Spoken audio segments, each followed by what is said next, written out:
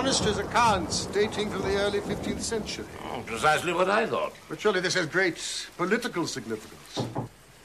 A matter of particular delicacy. Coming up. Sorry to disturb you, sir, but Inspector Hopkins would like to see you. Promising Inspector Hopkins! Draw up to the fire and warm your turn.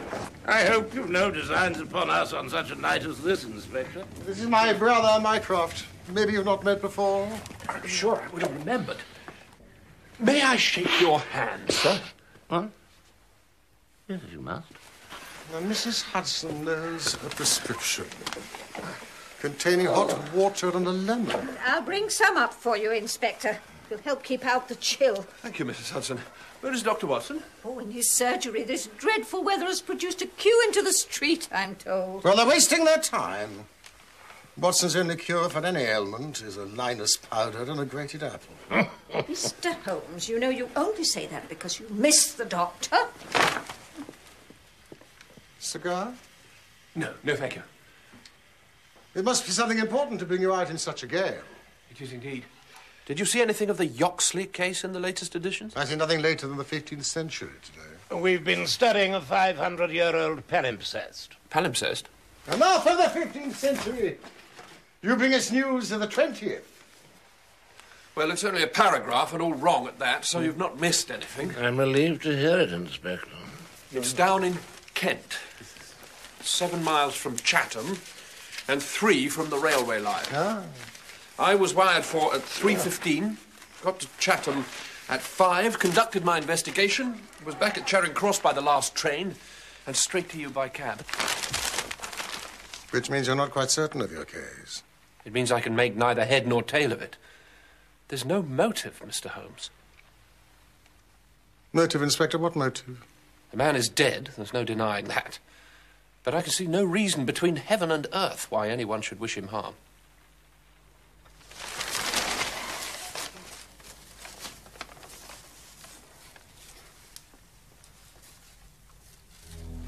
Tell us about it.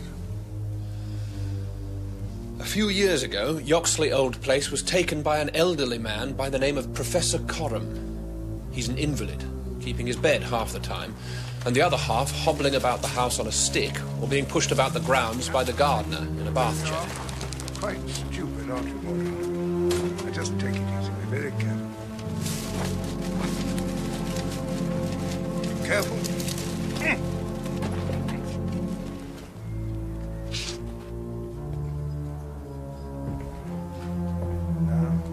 Where's my secretary? Mrs. Malcolm. The professor is writing a learned book and found it necessary about a year ago to take on a secretary, Mr. Willoughby Smith, a young man straight from the university. And if one can accept the doctrines of monophysitism, then perforce one must also re-evaluate Christian theology. To suggest... Yes? To suggest... Or to argue? Which one of us is writing this book? You or me? You are, of course. To suggest... From the first, it appears that Smith was a quiet, well-educated fellow with hardly any weak spot in him at all. And yet this is the lad who met his death this morning in the professor's study under circumstances that can point only to murder. Murder? Willoughby Smith was murdered, you say, Inspector?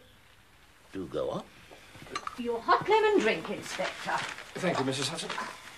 A man without a single enemy in the world. Mrs. Hudson, you're underfoot again.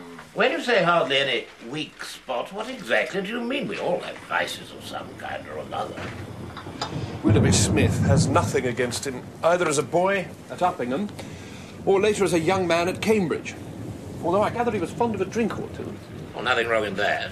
And also had a bit of an eye for the ladies. Each to his own. Perhaps he was hiding a terrible secret. Smith knew no one in the neighbourhood and lived very much as his employer did. The professor was buried in his work and existed for nothing else. A man after your own heart, Sherlock. Apart from the 3 people you have mentioned, who else can be found in the house? An elderly housekeeper, Mrs. Marker, and a young maid, Susan Tarleton. So who found the body? The maid, Mr. Holmes. She says she was working in an upstairs room when she heard a cry. She says by the time she got to the study, Smith was lying on the floor, fatally wounded, she says.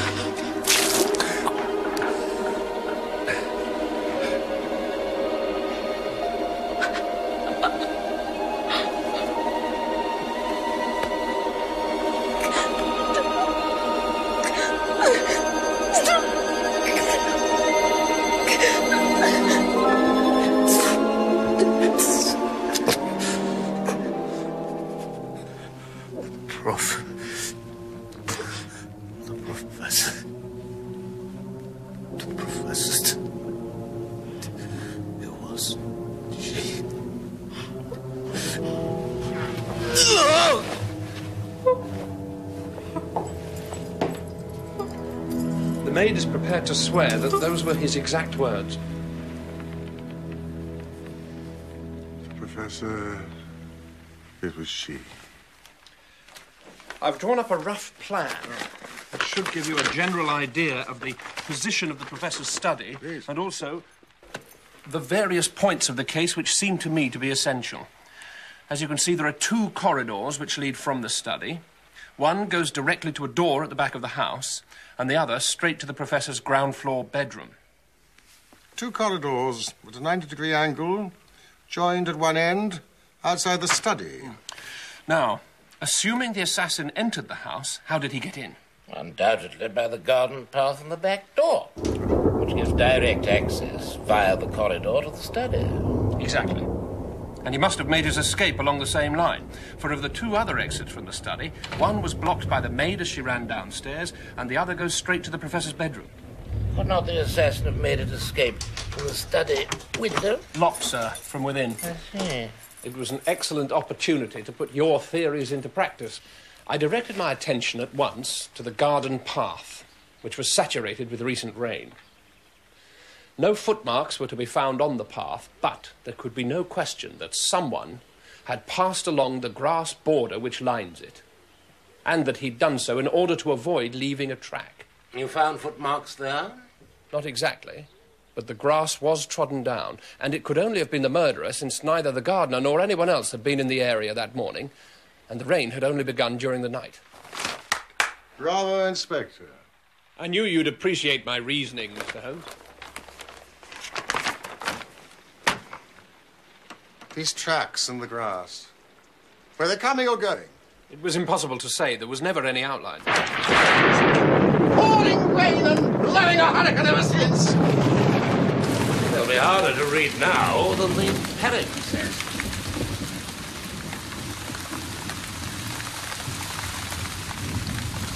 So, Inspector, what did you do? After you'd made certain that you'd made certain of nothing? Well, really, Mr. Holmes, I think I made certain of a good deal.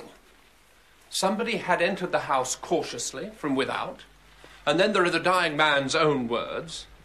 And finally, there was a very important piece of evidence found clasped in his right hand. Willoughby Smith had excellent sight. There can be no question that these were snatched from the face or the person of the assassin.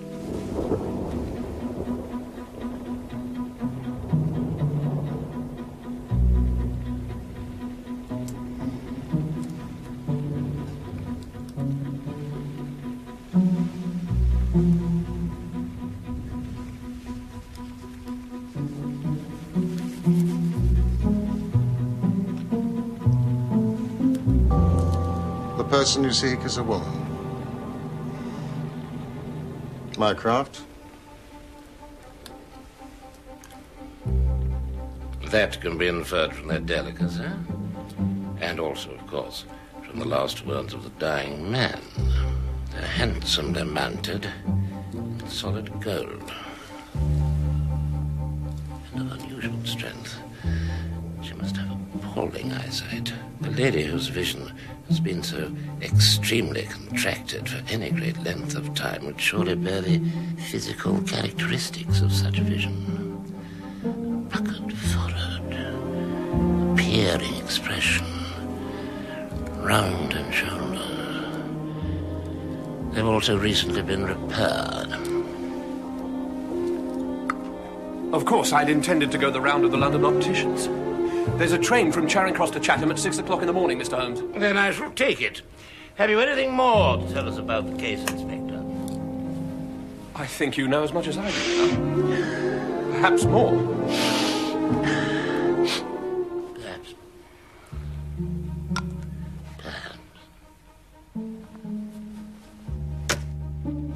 What puzzles me is the utter want of all object in the crime. A man has been cruelly murdered, Mr. Holmes, and not a ghost of a motive can anyone suggest.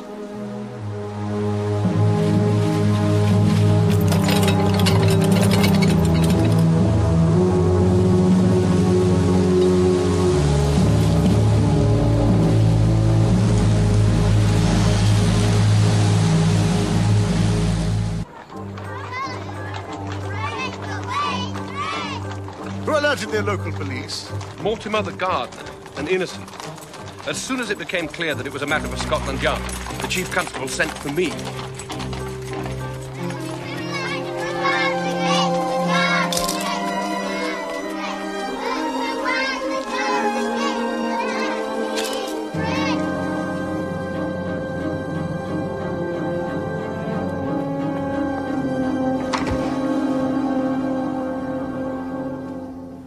Sorry, sir. Can't go in there. Just walk this way, please.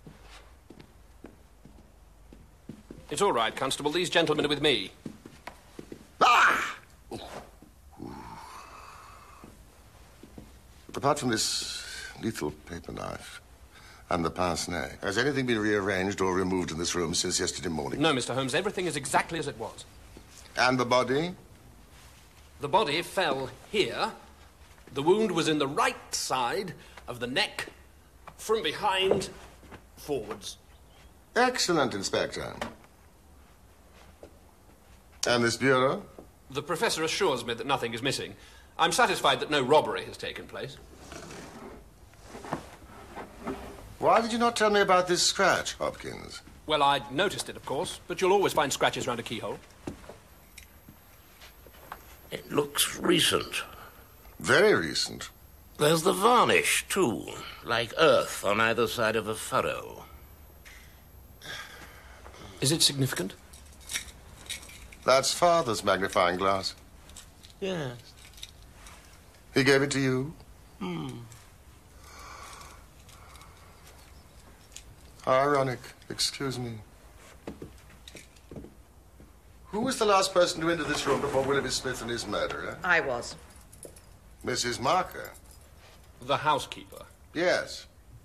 Please sit down. Thank you. I prefer to stand. You've probably heard of Mr. Sherlock Holmes. No. It's really not important. You were in this room before Willoughby Smith was murdered? About a quarter of an hour before. Why? I am the housekeeper, Mr. Holmes. I try to keep the study as clean and as tidy as possible. Not that you'd notice the difference. Were you alone in here? I was alone. I never come in here when the professor's at work. As far as I know, Mr. Smith was upstairs in his room at the time. So you didn't see him at all? Not until after he was been... I'd finished my housework in here, and I was preparing the professor's lunch when I heard... By the time I reached the study, Mr. Smith was dead. Then you were obviously too late to hear his last words. I heard nothing except that dreadful cry. Wake up, Constable! What did you do then? I went straight to the professor's room. He was horribly agitated. He'd heard enough to know that something terrible had happened. Did you dust this bureau this morning? I did. Did you observe the scratch by the lock? I did not. Of course you didn't, Mrs. Marker. Your duster would have swept away those scraps of varnish. And where's the key? The professor keeps it on his watch chain. At all times? At all times. Good. I have to see to the lunch, Inspector. Will We're that be making all? progress. Yes, thank you, Mrs. Marker. Would you be so good as to ask the housemaid to come along to the study? Certainly, Inspector. Let us see. what this desk reveals.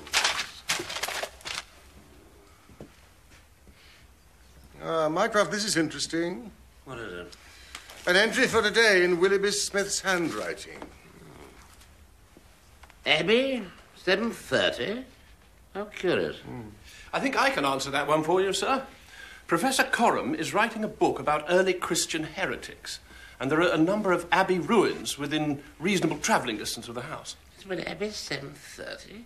Why 7:30? Miss Dalton, please come in.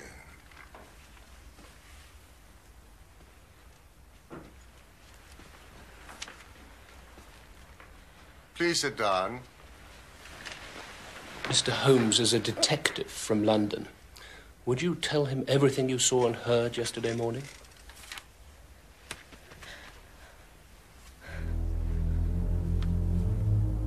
It was between 11 and 12. Professor Coram was still in bed. When the weather is poor, he seldom rises before midday. Mrs. Marker was busied with some work in the kitchen.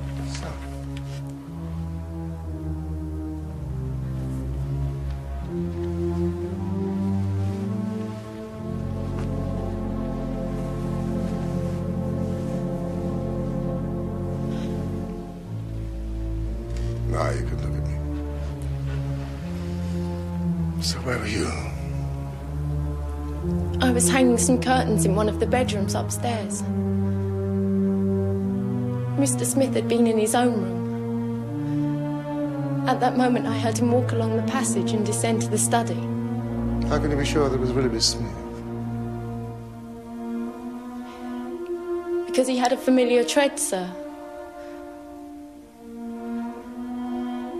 I didn't hear the study door close. And a minute or so later, there came a dreadful cry. It was a wild, hoarse scream. So strange and unnatural. Could have come either from a man or a woman. I ran down to the study. Found Willoughby lying on the floor. Saw the blood. Didn't realise.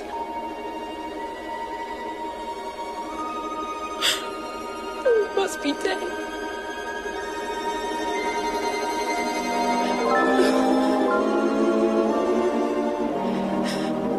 And then he spoke. It was she. The professor, it was she. Yes. Curious words. Do you know what they mean? No, sir. Are you sure? No, sir. I mean... Could anyone have left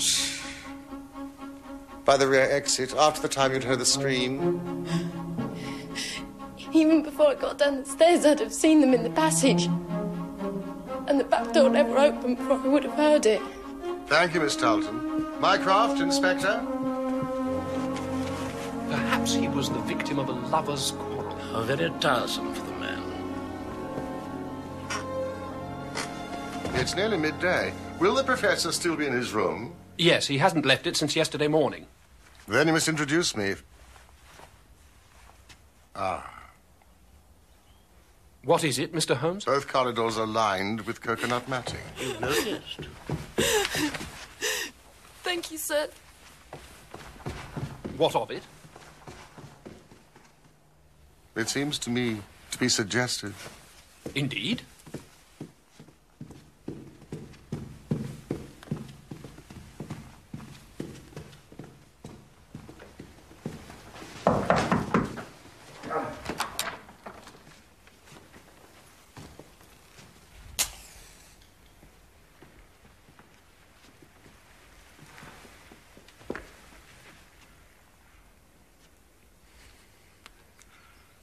Close the door, Hopkins. The cold air won't help my bronchial condition. One of you gentlemen must be Sherlock Holmes. This is my brother, Mycroft. You a smoker, Mr. Holmes? I have few other vices. Huh? Alexandrian. Yeah. Pray, take a cigarette. Thank you. I have them especially prepared by Ionides. Sends me 1,000 at a time. I grieve to say that I have to arrange a fresh supply every fortnight. You, sir? Thank you, no, I prefer this.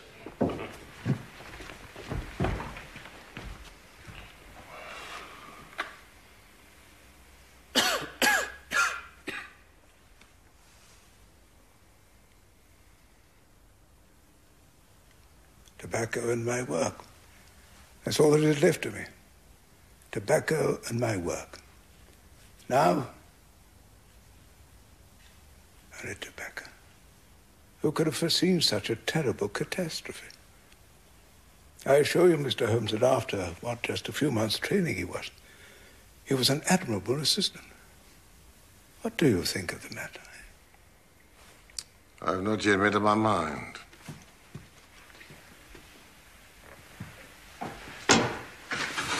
I would indeed be indebted to you if you could throw a light where all is dark to us. Such a blow might paralyze into a poor old bookworm, invalid like myself. Could you not continue with your work, Professor? Alas, Mr. Holmes, I seem to have lost the faculty of thought. Oh, dear. My magnum opus. My analysis of documents found in the Coptic monasteries of Syria and Egypt. It is a work that I hope to have cut deep at the very foundations of revealed religion. This looks impressive. But with my enfeebled health, I don't know that I shall ever be able to complete it without my assistant.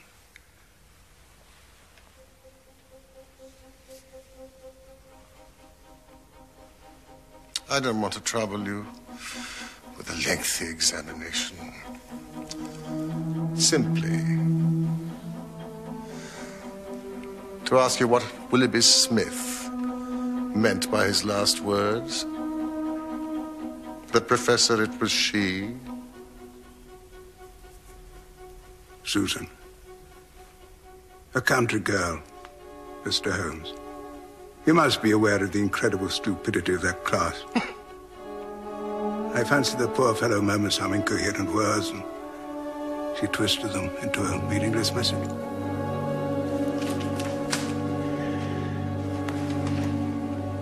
You've no explanation yourself of the tragedy. Possibly.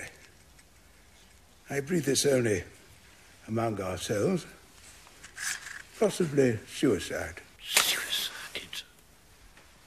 Young men have their hidden troubles, Mr. Holmes. An affair of the heart, perhaps, which we have never known. It's a more probable supposition than murder. And what of the pens-nez? A fan? A glove? Eyeglasses? Who knows what article may be carried as a token or treasured when a man puts an end to his life. I must get out of here. Possibly I speak as a child. Seems to me Willoughby Smith met his fate by his own hand. Willoughby Smith was murdered. He did not commit suicide. Good afternoon, sir. Yes, I agree. So the professor's theory has no bearing on the case?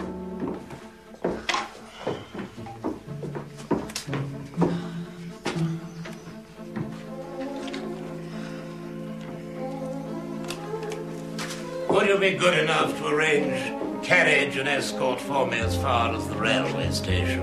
Of course, sir. I have to go back to town, so I'll take you there myself. You're very kind. I think you might find this more beneficial than Alexandrian tobacco.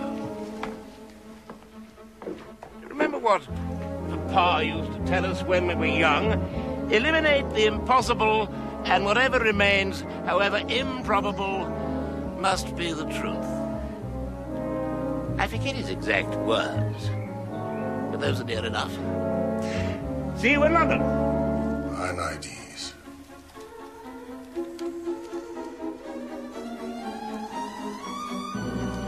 I'm overlooking something, and it's staring me in the face.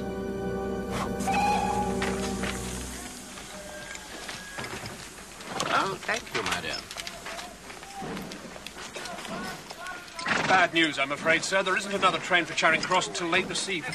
You should double-check the railway timetable before dragging me to this wretched place. I know, sir, and I'm sorry, sir. Just a minute, Inspector.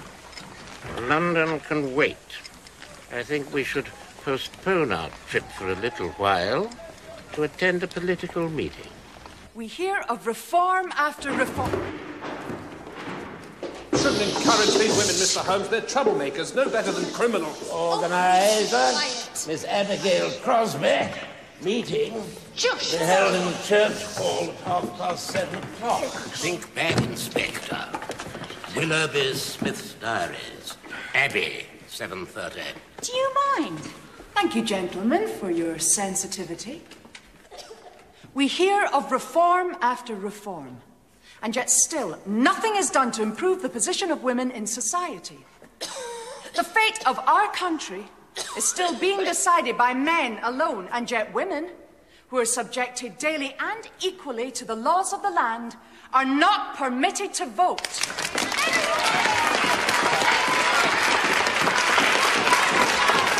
That must be Miss Abigail Crosby. Formidable. Votes for women, indeed. Whatever next? Women police? Women politicians? I'm not going to tell you again. Bruce! The struggle for female enfranchisement has so far been a peaceful one. The time has come when we must ask ourselves how much longer this state of affairs can continue. How much longer we should allow ourselves to be treated like second-class citizens. You tell them, Abigail. Poppycock. I would like to read to you a letter which I received 2 days ago from Mrs. Garrett Fawcett, urging us to continue the fight until we achieve our aims. That should interest you, Inspector. Well, well, well.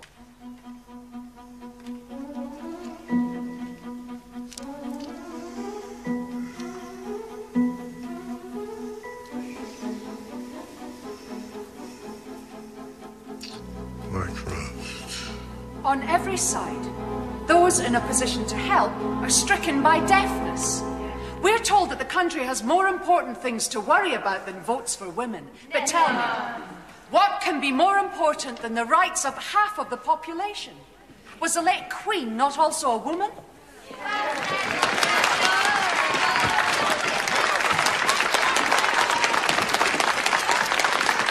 I've had quite enough of the criminal classes for one day, Inspector.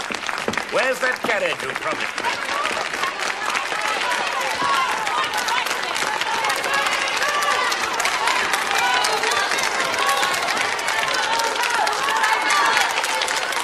I don't know nothing about nothing, sir, honest. So why are you crying, Miss Tarleton? Because I don't want to be in no trouble. I'll lose my situation if I do. I'll ask you one more time. Was Willoughby Smith acquainted with the school teacher, Miss Abigail Crosby? I don't know. You do know, Miss Tarleton. It's useless to lie. Yes, he was. Oh, they knew each other all right. They had a blazing row. Abby, will you listen to me, please? Day before yesterday. You're wasting your time on these suffragettes. Can't you see that? Thank you, Willoughby. Your support is as overwhelming as ever. He said he loved me. Take care of me.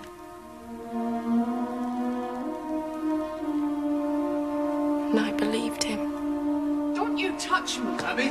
Abby? Abby? Don't touch me. All right. I'm just trying to make you see reason. You're spending your time with these people you barely know when you should be building a life with me. Take your hands off! God knows half of them are the lowest of the low. These are not the sort of people that you should be mixing with. This is my life. What I choose to do with it and who I choose to do it with is my business. No one is going to stand in my way. Do I make myself clear? If that's what you want. I know exactly what I want. And at the moment, it doesn't include you.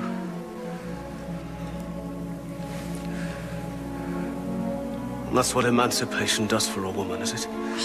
You've been drinking. I've told you not to come near me when you've been drinking. Makes you turn down a good offer of marriage? A chance to be really happy? Instead of a miserable blue stocking.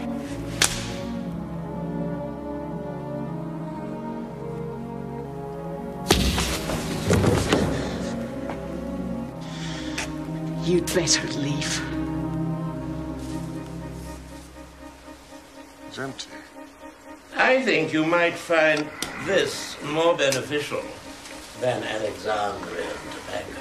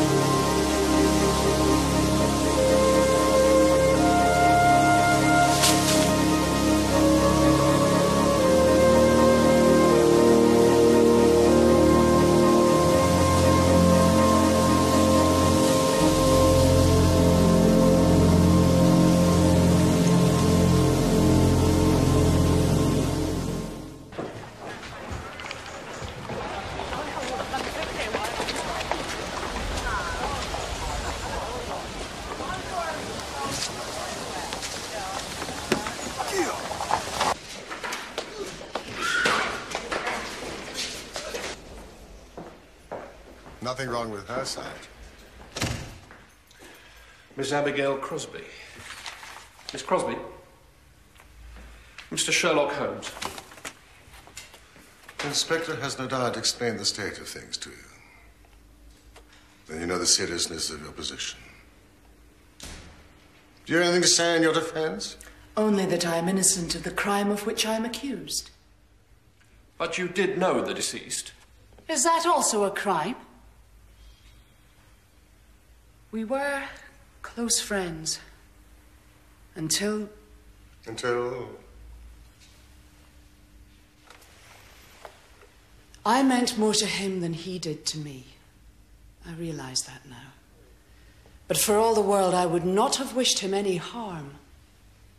The Inspector informed me that you had a violent quarrel with Willoughby Smith the day before he died. There were harsh words spoken on both sides, but with good reason. You probably know that I'm an active member of the women's suffrage movement. Willoughby believed, selfishly I think, that my future way of life and my liberty were at great risk. I reassured him that our campaign here was as peaceful as may be. I have no wish to break the law in order to change it. Unless... Regarding your bureau in the study, does it contain anything which someone might wish to steal? Nothing of value that I know of. Family papers and letters from my poor wife. Diplomas from universities that have done me honor. Here's the key. You can look for yourself.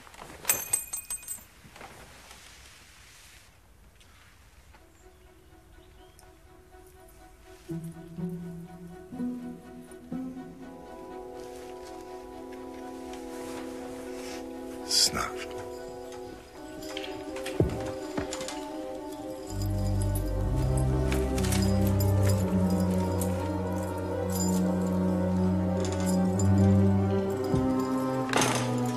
Your lunch, Professor.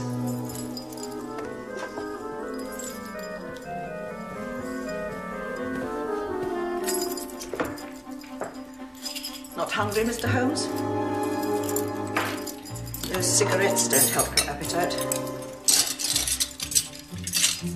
For the same reason, no doubt, the Professor returns to the kitchen more food than he eats.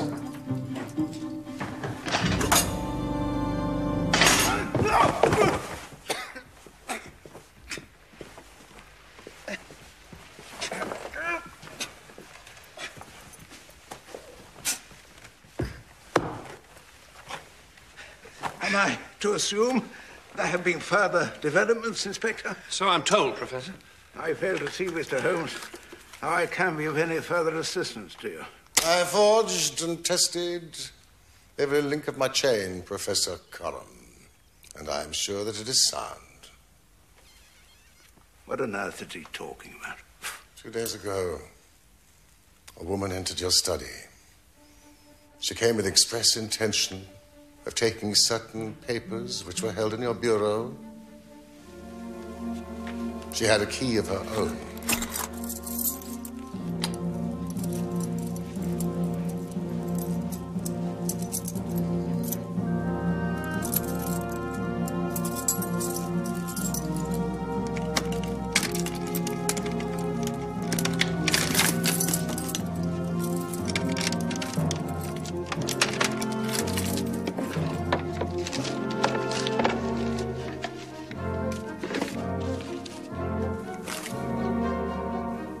Your own key does not have that slight discoloration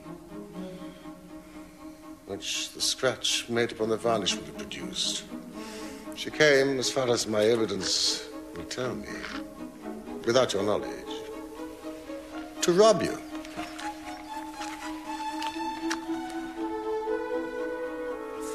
Well, surely, having traced this lady so far, you can also say what has become of her. I shall endeavor to do so. In the first place, she was seized by your secretary. She stabbed him in order to escape. It was an unhappy accident, for I am convinced that the lady had no intention of inflicting so grievous an injury. Horrified by what she had done, she rushed wildly away from the scene of the tragedy. Unfortunately for her, she lost her pens-ne in the scuffle. She ran down a corridor, which she imagined to be that by which she had come. Both were lined with coconut matting. Only when it was too late did she understand that she had taken the wrong passage and that her retreat was cut off. What was she to do? She could not go back. She could not remain where she was. She must go on. She went on. Oh, very fine, Mr. Holmes. You mean to say that I could lie in that bed and not be aware that a strange woman had entered my room? Of course you were aware of her, Professor. You recognized her through this haze of your existence. You spoke with her. You're mad. You helped her to elude You're the talking police. insanely. I helped her to elude the police. Eh? Where? Where is she now? Here, where she has been all along.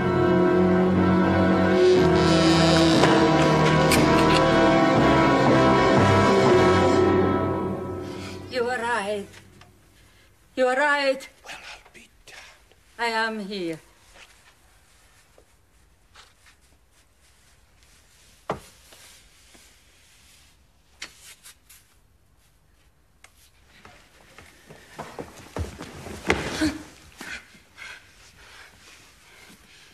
I could hear everything. And I know that you have learned the truth. But you were right to say it was an accident. I did not know it was a knife in my hand. For in my despair, I snatched at anything and struck at him to make him let me go.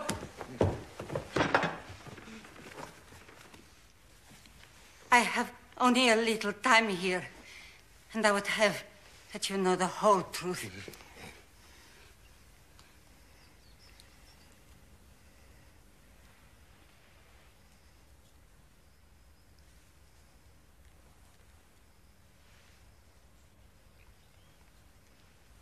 But I am this man's wife. He is not an Englishman. He's a Russian. Why should you cling so hard to that wretched life of yours, Sergei? It has done harm to so many and good to none, not even yourself.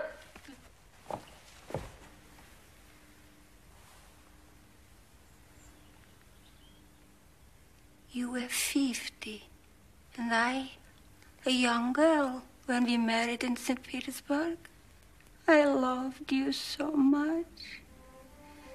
More than that, I idolized you. I would have done anything for you. And I did. Because then you were everything to me. But we were reformers, nihilists. And soon there came a time of great trouble.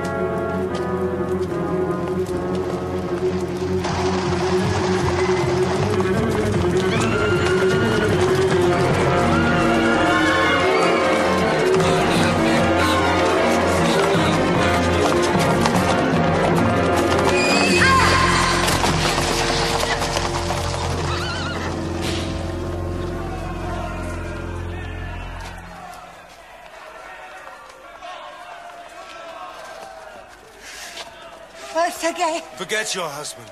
He has betrayed us all. No! Yes, Anna. We are betrayed. We were all arrested upon your confession.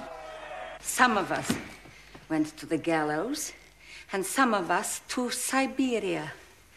After 20 years, I was released.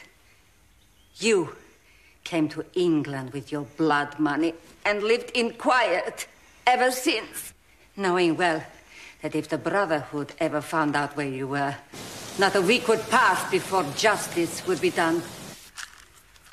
Hand me your hands, Anna.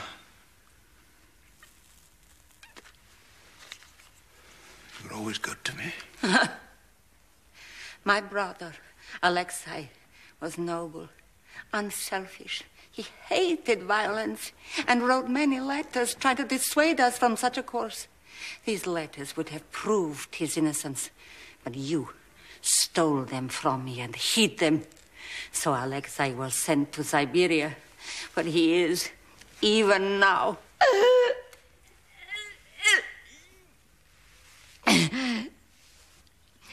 As soon as my term of imprisonment is over, I determined to get the letters that would procure my brother's release. I knew that my husband had come to England. And after many months of searching, I determined where he was.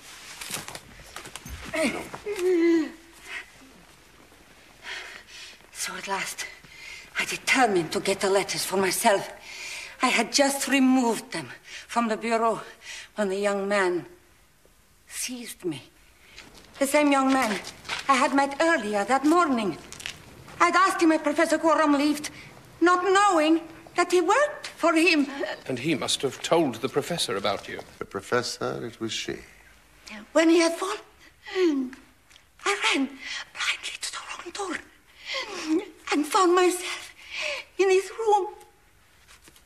You talked of giving me up. I showed you that if you did so, your life was in my hands. If you gave me to the law, I could give you to the Brotherhood. That as our lives had once been bound together in marriage, so our destinies would forever be entwined. It is finished. It never began. You had your meals served here so they could share your food. It was agreed that when the police left, that she should slip away into the night and never be seen again. These are the letters that will save my brother's life. Take them to the Russian embassy.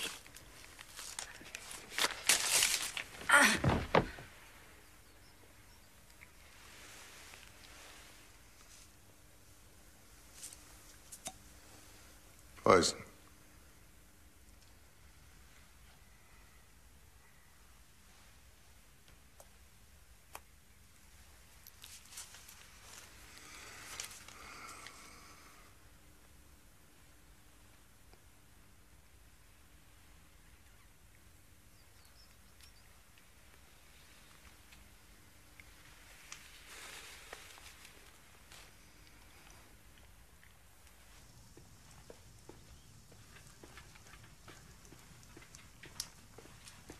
A letter by hand, Mr. Holmes.